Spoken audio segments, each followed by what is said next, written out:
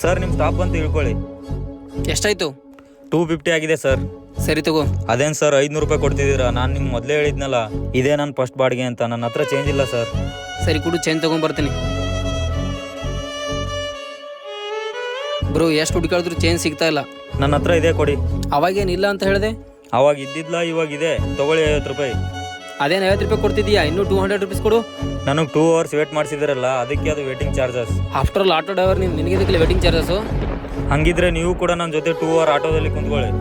ಏನು ಮಾತಾಡ್ತಿದ್ಯಾ? ನನಗೆ ಆಫೀಸ್ಗೆ ಟೈಮ್ ಆಗುತ್ತೆ. ನಾನು ಆಫೀಸ್ಗೆ 2 ಅವರ್ಸ್ ಲೇಟಾಗಿ ಹೋದರೆ ನಮ್ಮ ಮ್ಯಾನೇಜರ್ ಪೇಮೆಂಟ್ ಕಟ್ ಮಾಡ್ತಾರೆ.